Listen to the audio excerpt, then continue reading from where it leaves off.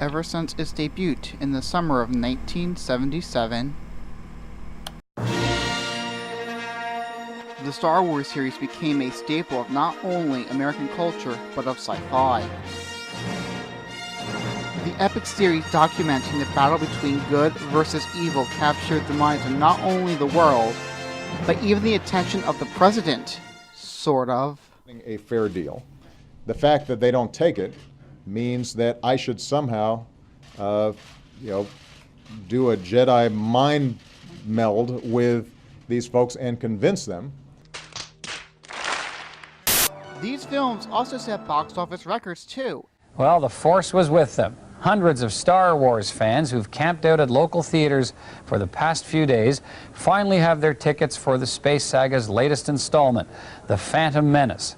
George Lucas's multi-million-dollar extravaganza is expected to break all box office records. And break records it did. The films have currently earned $4.34 billion worldwide. While the financials has always been Star Wars' strong suit, something that rarely goes discussed is the positive social capital it creates. With the expansion of technology and the way we communicate, fans of the Star Wars series use new media to create positive social capital by allowing fans to share fan fiction, work together to create expansive and collaborative works, and increase modularity. Unlike today's media, many fans began their first real interaction with the Star Wars universe not when the credits rolled, but in the days after.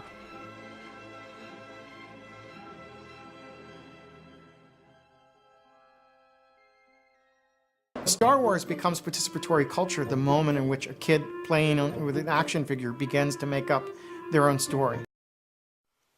Alright, man, get some rest. Whew.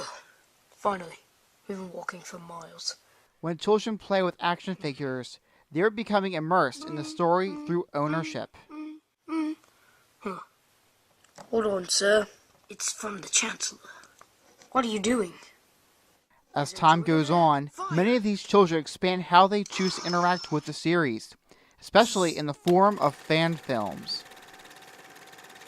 Fan films, such as this one, share Lucas's initial spirit. Like Lucas, they made their films in Super 8 and the filmmakers see the connection. The films are amateurly produced with extreme technical flaws, often are considered home movies with no interest outside the immediate family, and more importantly, are often exhibited privately.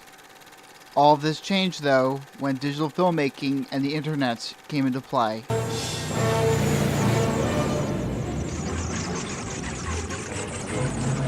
With the expansion of technology, fan films have become much more professional and look very close to their Hollywood counterparts.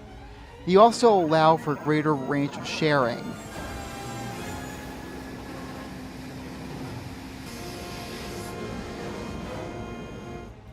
Another notable project was the Star Wars Uncut project. But their story didn't end there. In 2009, developer Casey Pugh split up A New Hope into 15-second segments and asked users to recreate each scene.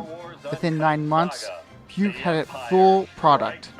After being a little obsessed with crowdsourcing, I wanted to get people to work together to make a film. And I thought, what is the common denominator? Why don't we just split a film into 15-second pieces, and people can claim each scene, and they upload it back to the site, and you can watch the whole film stitched together.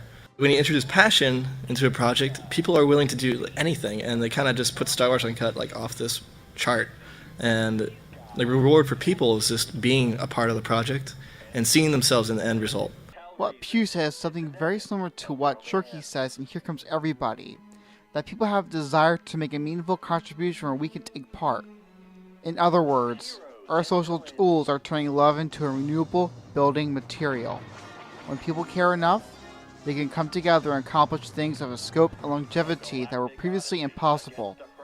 They can do big things for love. But a point of controversy comes from Lucas himself.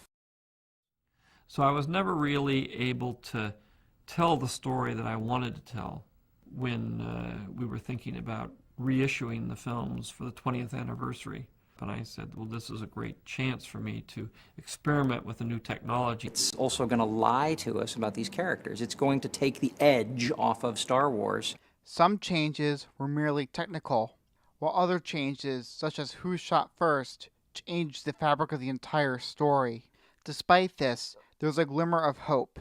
Will Brooker, an author and lecturer at Kingston University in London, is indicating that this isn't a bad thing.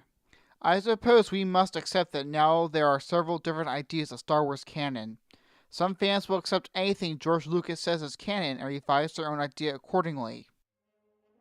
This schism has created the idea that there can be several canons. By creating the idea that several canons can exist, fans are free to explore and engage themselves in the Star Wars universe.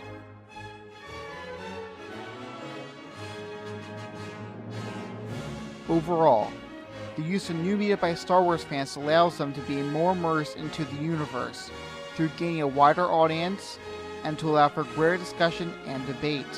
After all, who is the Force really with?